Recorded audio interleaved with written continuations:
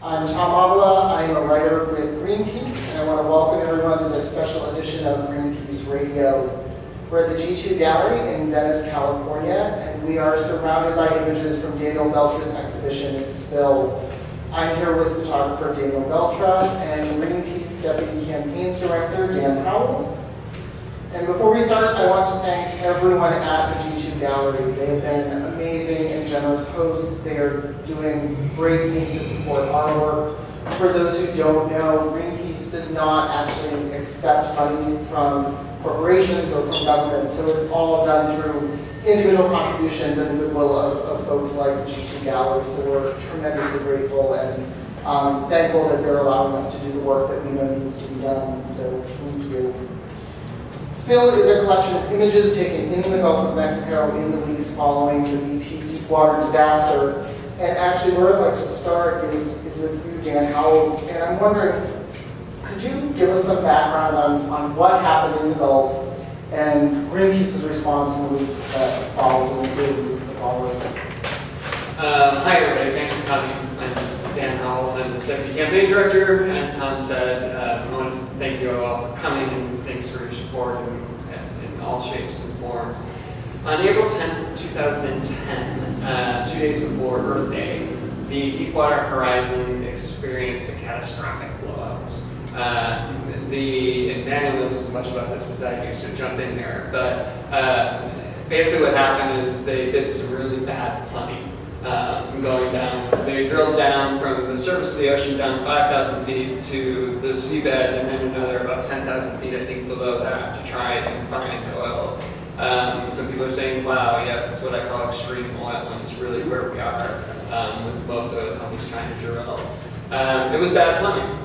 For probably the easiest metaphor, some natural gas escaped that they didn't account for. It made its way up the pipe from way down below the ocean and exploded, and unfortunately killed 11 workers. Completely destroyed the rig. The rig sunk a matter of days after. Yeah, in a matter of days, it was, imagine all that natural gas. It was just a huge explosion. And so the rig goes down. A lot of you have probably seen some of the other photographs of all of the fire ships going up there and trying to put out the fire. And then it got quiet. Even I was telling somebody last night, even my mother, who loves what I do and is a huge supporter, so maybe it wasn't as bad as you think. Because no one was seeing oil, nobody was seeing what was going on. At Greenpeace, we almost immediately sent a group of people, including Daniel, down to start poking around and see what we could find, because we were pretty darn sure that there was a lot going on down, and it just wasn't getting the exposure that it needed. And so we sent people down there working from Venice, Louisiana, which is literally at the end of the road. You can't go any further on the road from beyond Venice. We were going out in boats, we were going out in helicopters, we were going out in airplanes, largely due to the generous support of folks who contribute to Greenpeace, and started taking pictures and started taking reporters out there. And myself and a couple others took some reporters from Germany and from a popular, lefty blog, if you will, and we were out at South Paxton, Louisiana. And it was interesting because none of the oil had started really coming to shore yet, and we walked out on this little island. And as we were going out, we didn't see anything. We were like, okay, well, it was still not here. We know it's coming at some point. It was like 100 miles offshore, so it was going to take a couple days for the oil to come in. Literally, as we turned around and started walking back, and the tide was starting to go out, we started to see tar balls, and then tar balls, and then tar balls, and then it was everywhere, absolutely everywhere. And then soon after that, I rotated out. It was quite exhausting work. And so we were rotating people in and out of there. As soon as I left, it really came in.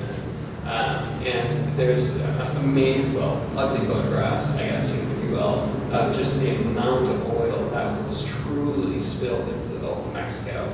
In the end, there was 4.5 million barrels of oil spilled. They can still only account for about 1/5 of that, and that's, I think, being pretty generous for the most part. So there's a ton of oil that is still in the Gulf of Mexico somewhere. And BP and the government would like to think like us all to think that it all should went away.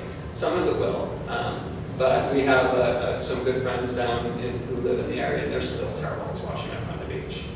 So it's going to be a disaster that's going to take 5, 10, 20 years till we really know exactly how bad it was and what exactly happened. And there were additional challenges that came up even beyond because of the use of dispersants in a very non-traditional way, if that's such a thing. So this photograph behind us is exactly what I was talking about. Dispersants, we have a kind of a sick joke, is that the dispersants, according to the company, it disperses the oil. According to everybody else, it just hides the oil. It keeps it below the surface. And so out of sight, out of mind, people, well, there's not a problem, right? Because you can't see it. More recently, studies have come out on Crexit, which ironically BP owned. I can't remember what the percentage of the STAR was, but the other company that makes Crexit, BP owned some percentage of it. I don't remember what it was right now. But recent studies have come out that said that the Crexit is even more toxic than any oil. And then you put those two things together and you're doubling up on the toxins. And the studies there isn't a good study yet. I don't think on what the long-term effect of the Crexit along with oil is going to do to the Gulf of Mexico. But they're basically poisoning the Gulf to try and hide the oil. Daniel, could you talk a little bit about what your first impressions were when you arrived in the Gulf? Well, it's funny, starting early on, I was at home and I saw, of course, a bit of a disaster. I think this is the kind of work I do, conservation or environmental impact, and I'm always interested in documenting that. And I thought I shouldn't go, but I live in Seattle, and in a day the platform was gone, so there was not really. And then we started to hear that there was a spill developing, and I got a call from Tom Avila, which is the visual director of Greenpeace, and he called me and he said, "Daniel," and I said, "Gulf," and he said, "Yes." I knew it was coming, and he said, 4-day assignment. I said, "Oh, that's very little." I went, I know these guys already, they will get me in trouble. I stayed 28 days on that first 4-day assignment. I spent 2 more weeks in later June, and then I went again 2 other weeks in August. And at the beginning, it was very difficult to see the oil, really. There was some oil seeping at the source of the well. Lots of TVs on that end of that road, they were saying that everybody was there waiting for the oil to come, but no oil was coming. And really, even if there was some small oil starting to arrive, the heavy oil, it took a very long time for the heavy oil to arrive. So the chance we had to go and get on a small plane and overlook all this that you see here was very important because it was to show what was happening, that not many people get a chance to see. And it wasn't, of course the Gulf is huge. So one day you will go to an area near where all these relief wells were being drilled and all these bolts were working and there will be oil there, and the next day you will come to the same area and nothing will be there.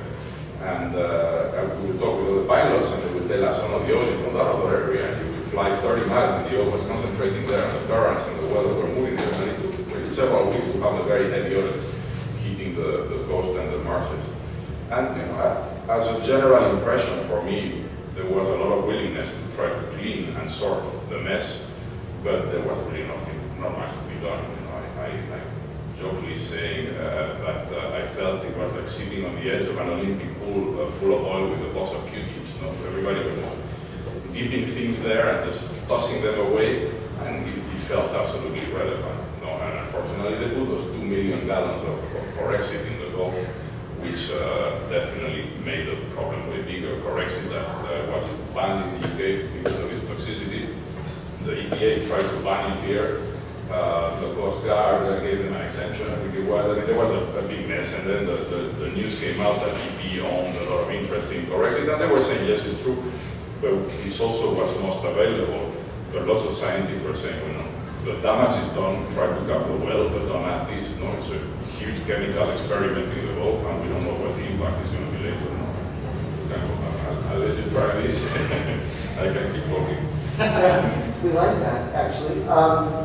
Because, you raised a few interesting things, and I know a lot of folks have asked questions about how the photographs were done, where they were taken from, and here, though I never know how she'll react, I'm going to give a shout out to Joe Billups, who is a tremendous Greenpeace supporter, who is someone that really pushed to get us the plane, to get people up above, to kind of tell that story. And I think it's important because Joe is someone who actually lives in that region, and she was dealing with it and had friends who were getting headaches and were were watching the tar balls go up, and they were watching all these things take place, while a PR campaign was kind of going on off to the side saying, there's nothing to see here, everyone go home, we've got this covered. Dan, the question that I keep coming back to with folks is, because you spent time there, because you smelled it and felt it and walked through some of this, what's it like to see these images up in this really beautiful, clean gallery space? I mean, we talked a bit about that last night when we walked in and saw them. It's hard. It's really hard to see these things. I was only somewhat joking last night that I was having a little post-traumatic stress disorder, because these photos bring back really bad memories. There was a time we were out with a reporter from, I can't remember which paper it was at the time, and we were in one of our ribs, one of the inflatable boats, and we were out there, and we were on the Gulf side. There was a bay side and then the islands, and we were on the Gulf side. And we came across one of these streaks of oils that you see in any of these photographs, or most of these photographs. And I put on the gloves, and I put my hand in there, and actually Robert Redford used that photograph of one of his blogs, they're Dan Howell's hands holding it. But the smell was unbelievable. We stopped for a second. I showed them what was going on, how goopy and gross the oil was, and I was like, we have to get out of here. And that was, my exposure was a matter of minutes. So imagine all the shrimp boaters and there was 3,000 boats, vessels, big and small, that were deployed on this, tens of thousands of people that were deployed on this. Again, my exposure was this long, I could take it, because it was so nasty. I've never smelled anything like that. I could feel it burn in my throat and my lungs. And so we got the heck out of there. But it is hard, it was like one of the worst things I ever saw.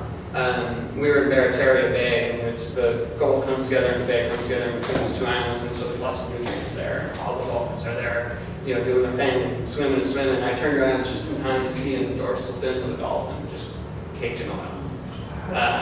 And so when I see these photographs, it takes me back to a place that was incredibly intense, and then to hang out with one of the people who drove us around the most. Had built his own boat, and it was probably from there to here, and he would go out shrinking at it, and just, he gave a quote to a reporter, and I swear to God, I didn't coach him. This was too good to be coached. And the reporters pointed at me, what do you think of these Greenpeace guys? Because Carrie was totally local, and he's like, they're right. What's going to happen is you guys are all your reporters are going to come down here, Greenpeace is going to come down here, you guys are all going to leave, and people like me, people like me are going to be stuck with this for decades to come. So. And that is something that I think was interesting, and the stories we were hearing back, and some of the videos that Greenpeace did as well. You all found yourselves really in the middle of a community that was in many ways kind of excised from those initial stories. The focus was on the well. It was sadly also on the fatalities that took place.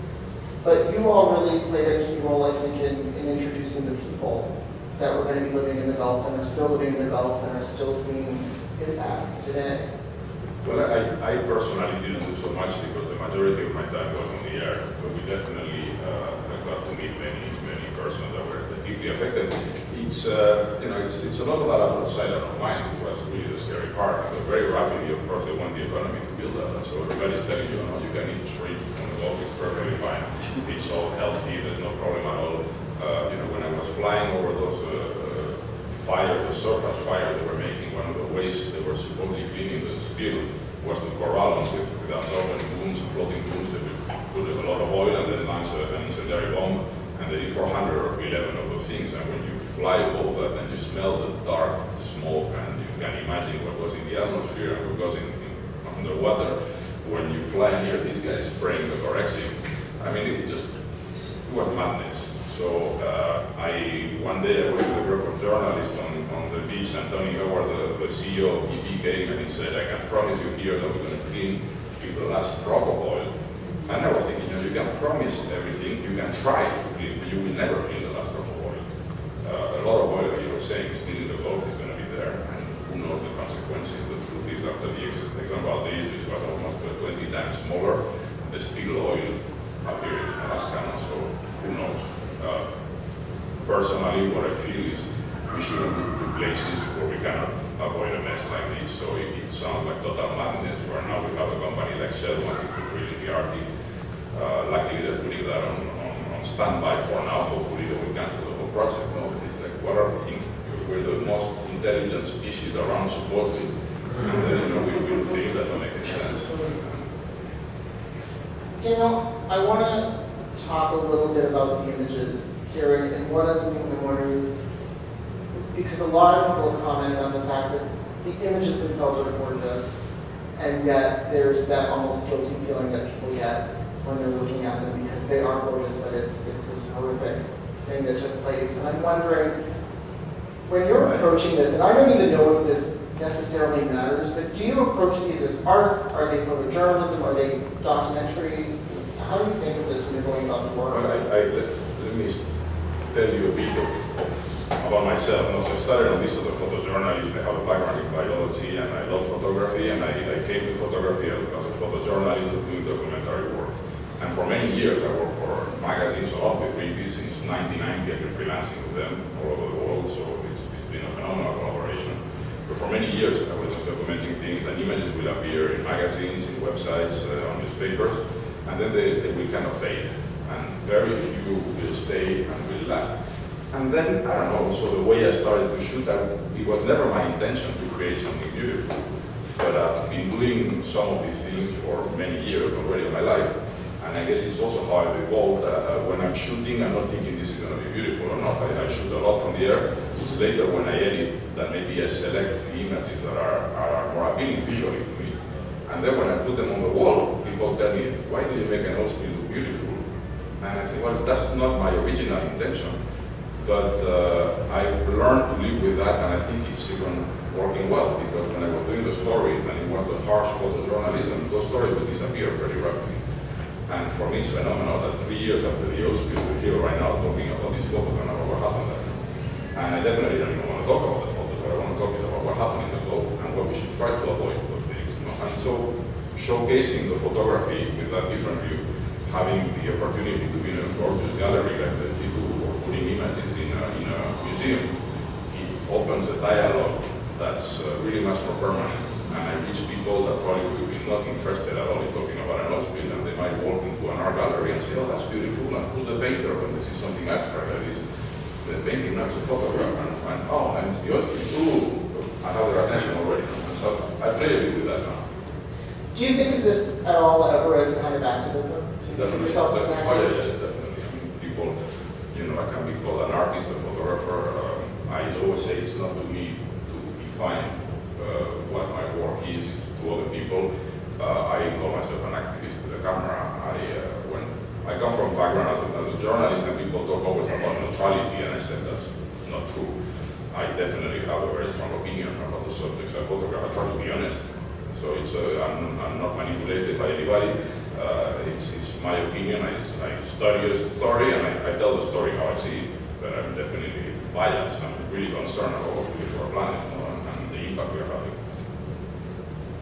Dan Howells, could you talk a little bit about how images like the work that Daniel did around the Gulf and other images figuring into Greenpeace's campaign work and how we can tell stories?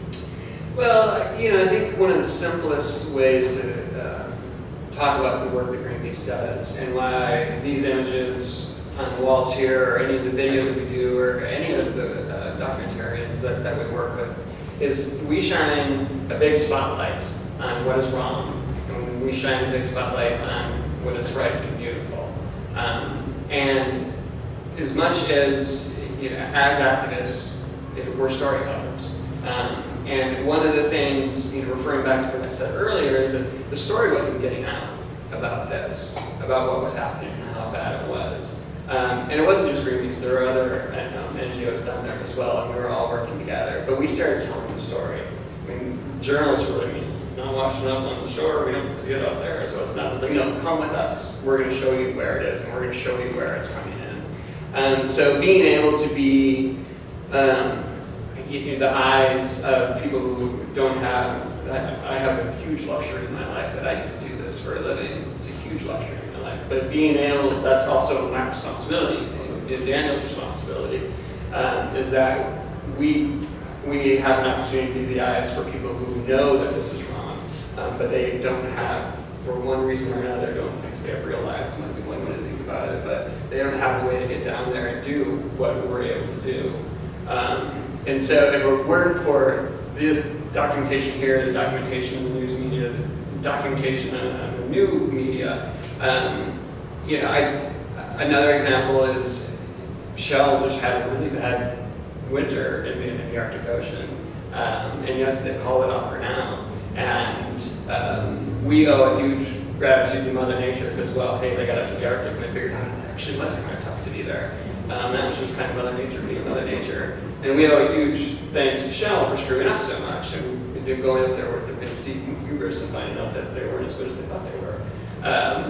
But if it weren't for that spotlight and the documentation and all the work that the support that we get from folks like yourselves allow us to do, we wouldn't be able to tell those stories. And Shell would be on the brink of drilling. And without these photographs, BP would be back in the game, and they're trying to get back in the game in the Gulf of Mexico and elsewhere. But the permanence of the stories is what, at the very least, delays and hopefully in the end stops a lot of these things from going forward. I actually want to take some time now and turn it over to you all, and I'm wondering if anyone has any questions they'd like to ask. I'd like to, just mechanic to me, we're talking about the drilling platform itself and the depths they were going to. I mean, do you know how people walk they in before they hit the surface of the sea? You mean the seabed? Yeah. 5,000 feet. 5,000 feet of water, and then 10,000 feet. Another 10, yeah, I think, and maybe not quite, I think the total is about But in that 13,000 feet. And so the next wells that are going to be drilled, they're going to, there's constant production and exploration going on in the Gulf of Mexico. But the next wells they're talking about are going to be 7,000 feet down, just to the seabed, and then down below that. And one of the dumbest things of all of this is they keep saying, we've got the technology to do this, we've got the technology to do this. The problem is they're putting out the technology, which didn't go so well in the Arctic, is going into the actual drilling. They're still using fire and boom and sponges on the cleanup response part of it. So it's, they're not putting anything into cleanup, and the reason I hesitate to say that is because you can't clean it up. I mean, industry-level statistics says out of a major oil spill, you're going to get 10% at best. That's industry statistics. That's not mine. They're going deeper. People ask me about peak oil. It's like, the only evidence I knew about peak oil is they're drilling in the Arctic, and they're going down 7,000 feet in the Gulf of Mexico. If we didn't have a problem, then why would they be going that far? Well, the problem with things like, we talk about Shell down Earth is right now because of a tough winter right now. But they go and get a no, they go and get a no, they go and get a no. You don't have to get one yes. Right. They can get a series of no's, only one yes, then it's game over. Yeah. Well, Secretary Salazar, we can go on to the next question and stuff because I can talk forever too. Secretary Salazar himself said, we're ready for Shell to go. They were one permit away from being able to drill wells this year. Yeah, it wasn't the government stopping them, it was Shell and nature stopping them. But yeah, you're right, it doesn't take much. One of the things, whether it be from the Deepwater Horizon spill or what Shell went through this year, is like, all those were approved drilling plans.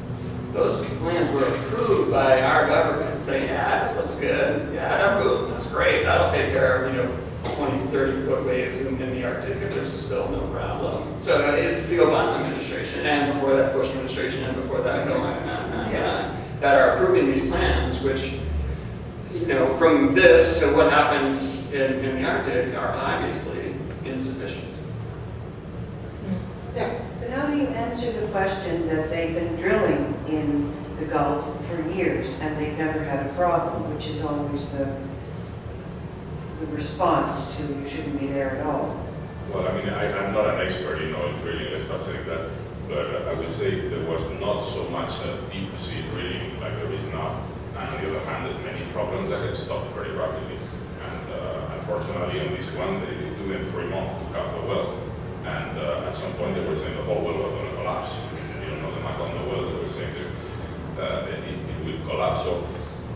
it's difficult to know. But definitely we're pushing the limits all the time. We're pushing the limits with the technology, but we don't have the solutions for the problem. So, and between all of us, we're making it easier also. So I was in a Greenpeace expedition this last September. We went to the Arctic to document the lowest summer sea ice level, and I was there in September 16th when they announced the biggest record low in sea ice level in the summer in the Arctic, and I was 24% of ice coverage on the pole. The previous record was in 2007, and it was 29%. So in 5 years, it was 5%. Where is that going? At the end, between all of us and our lifestyle, we're creating the opportunity for all these companies to go up there. And as we said, we're studying Shell right now, but who's going to be next and how do we control that? And to answer, so one of the many interesting things that obviously happened down there, one of the more interesting things that happened with the Deepwater Horizon is obviously this was a major spill. But then there were news reports constantly, and there still are, news reports constantly of, oh, there's another spill, there's another spill, there's another spill. Just, last month, a supply boat. And they're covered up. Last couple of years. They're not this big, they're not this big. It's not this major. But it's not news because it happens all the time. Okay. And they're not this major, they're not. I mean, fortunately, major blowouts. And lives aren't lost. basically. Yeah, right, exactly. So, fortunately, they're not major blowouts all the time. Spills are happening all the time. And it's just the nature. It's dirty, it's the mud, it's the chemicals. Leakage. Yeah. It's not spills, there's leakage. There's constant leakage. Yeah. And they call it natural, which there's some natural leakage, but it's also kind of BS. Yes.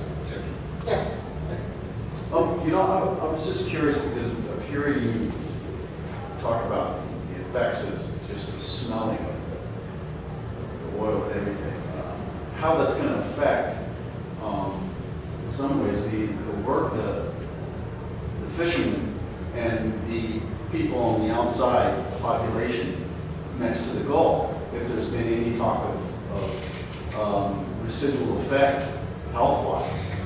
And do they have lawsuits happening? Yeah. There's 130 lawsuits. I just saw the number the other day. Yeah, Because it's got to affect. Yeah, it is affecting. Respiratorily and It is affecting them. It definitely is. So the reason why I don't remember, there were some studies about correction in particular that were saying that it will destroy the liver and destroy the red blood cells, and there was a toxicology study that it was horrible. If you read the thing in correction, you will never want to be next to that thing. So unfortunately, we don't know, and lots of these studies, it takes a very long time to develop, and then when they're going to come out and say this is what really happened, the damage is done. And so there are losses. There are many people, many of the workers that were complaining of headaches, nausea, being really sick. We don't really know. It's difficult. There was one of the things to note about if you were hired by Shell. I don't know about the government, but certainly if you were hired by Shell, BP. If you were hired by BP, the first thing you did was sign a non-disclosure form. So if you worked for them, if you were on one of those vessels, and they had guys men and women going out and boats just spotting oil, spotting wildlife, spotting where it comes from. And then they had the shrimpers. There's a good example over here of the shrimpers who are going boom and starting the fires that Daniel was talking about. But everyone who worked for them signed a non-disclosure form. And so, there were periods, Tom was alluding this a little bit earlier, that people wanted to talk, but they felt they were intimidated. I mean, it's intimidating when BP sends some lawyer who says, well, if you talk about this, it's going to cost you your livelihood. Sign this form, be done with it, go out, do your drill, help us out. Right. It was, but I mean, I've never seen it. It was amazing. And this is again why Daniel's work is so important. It was amazing the clampdown on information, or the attempt. Some of it was really good. I mean, we ourselves and the media and others pushed back and won a lot of small battles, but the clampdown on information was astounding. I have a great anecdote on that one. Overall, they wouldn't allow us to fly below 3,000 feet because they would say we will interfere with the cleanup operation, which I could understand very well in the area where they have 20 helicopters and boats and blah blah. You don't want a plane with photographers too low, but they will do the same in 100 miles from the well. There was absolutely no line. We're not allowed to fly low, and the worst was going on the coast. And one day in Louisiana, in Grand Island, I found myself with a photographer agency with a friend of mine, and we were very early in the beach, and we were trying to see if we find animals or a lot of oil, and there was just oil on the beach, but not much to be seen, and we get a police car, local police car, that comes and said, no, you cannot be here on the beach. And we had press cards, and we said, no, we're working, and they were saying, no, but be very careful with water. The whole coast is full of oil, and we're not touching anything, we're just taking some images. Well, okay, 10 minutes later, the sheriff department arrived and said, no, you need to leave, nobody can be on the beach, we don't want anybody on the beach. So well, we need to work, so how can we get permission to work? I said, we'll go to the military command center in Grand Island and get permission there. So we go to the command center, and we talk with the sergeant major that tells us, we cannot give you permission. You need to go to the community center where British Petroleum is set up, and it's British Petroleum that will give you permission. And so I laughed, and I said, could you give me that in writing? And he said, what? I said, I want that in writing. You're telling me that a British company that's private, that's responsible for this mess, is authorizing me to walk in a public beach in the US? This is absolutely nuts. And they said, get out of here. So we went to the BT center, and we arrived there. It was already around 10:30 in the morning. We talked with them. There was a wonderful PR gentleman that said, I would be delighted to show you the beaches, and come at 2. So we went have breakfast and came back at 2, and I saw the cleanest beaches in the city. We're doing a phenomenal work. I never saw a single bird or anything oil. So it was really a very powerful PR campaign. Yes. I just wanted to say that there are studies out now that Fukushima has had possibly not a very good effect on people. And of course, radiation is invisible. These images are more valuable because of that. I mean, it helps us to see what actually happened. Because in Fukushima, we don't know, and people may die in 30, 40, 50 years, and we won't know that it's from that. And I just feel that this display is so extraordinary, and I appreciate it. And very much because it's visual. Well, I thank you very much. Well, that's what we try for a photographer. It's always the dream of raising awareness, and trying to push a little bit with your work and showcase what's happening. Definitely, when I was there, I felt there was a very strong will to not show what occurred. And at some point, BP got very criticized because they had on their website a bunch of these little skimmer books with the nice music, and it was like a ballet of boats. We're cleaning the law, and it was like, let's be a bit serious, when you were saying about all the fishermen having to sign, really that they will never talk about what they see. He was clever on them because fishermen and everybody working on the boats were very concerned about the future, of course, at that time. And BP arrived with a big fat checkbook, and they said, I'm paying you $3,000 a day, $5,000 a day to go with your boat out there. And people were thinking, wow, I don't have any money now. I'm really messed up. What's going to happen with me? So everybody signed that. Everybody was lining up to get some money and at least save the next month. And so that was a tool that they used definitely. Yeah, even Carrie, the gentleman who was so integral in helping us get to know the area of Venice, came to us one day and said, sorry guys, I'm going to work with BP. I love you, but they pay more. And they did, And so, but Danny makes a great point. Their shrimp, their harvesting season was done that year. And so they're just looking, how do I get through this? How do I make it through this disaster? Hopefully their Gulf recovers. But they needed to be paid. And so it was, again, pretty amazing to have that information and control. That being said, without Daniel's work and without the work of a lot of other people, obviously, the news got out. I mean, there's one of the things, and I think it's great about these photographs, is you can't debate them. You can't hide them. It's the truth. It's right there. It's like the pelicans. Those are brown pelicans, and they're not supposed to be that brown. It's like the photographs and the documentation and the people being in those places. Someone was asking us yesterday, I was like, don't you just want to kind of get in a playground fight with the tea partiers or da-da-da-da? I was like, yeah, sometimes we do. But for the most part, the truth is not for the most part, the truth is on our side. So there's really no reason for us to exaggerate or do anything but tell the tale of really what's right in front of you. Tom, I want to take one more question. Okay. Well, I'm just curious that, are these images still visible if you were to fly over the Gulf, or? I haven't been there since August 2010, but when I went in August 2010, there was nothing like this there. So unfortunately, the big oil sank. The corrective helped to sink all that oil. When you could see images from the submarines that were working in the area, there was definitely a lot of oil underwater. Oil spills arrived on the beaches, and it's in the sand. A lot of oil reached the marshes, and it stayed there. So there is a lot of oil in the Gulf, but it's not visible. And so it was very important to be there and show what happened. And you know, I was the lucky one pressing the shutter, but definitely it was the work of a lot of people. I'm always grateful to be working with Greenpeace because they give me these phenomenal opportunities to be telling stories that are very important to me. And I was just going to say part two. So, because I mean, they were brought to court, and there's a whole legal. Were any of these images being able to be shown during the course of this? The government, were they able to use these images?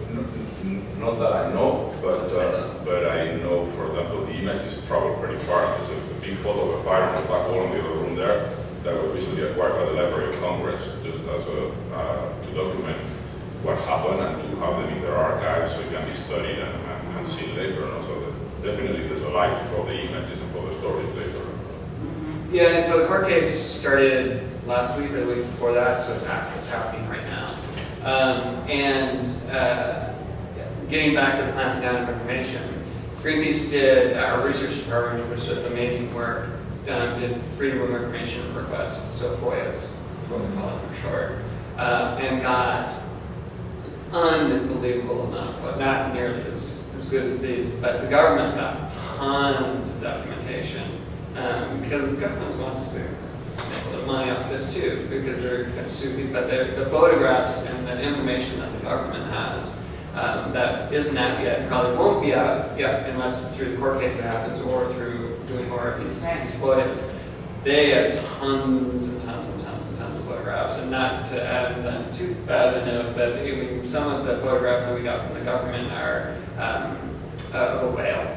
It's dead, and sharks had been eating off of it as well. But it was just it was kind of one of the taking the biggest thing in the water in those parts anyway, and the oil spill likely killed it.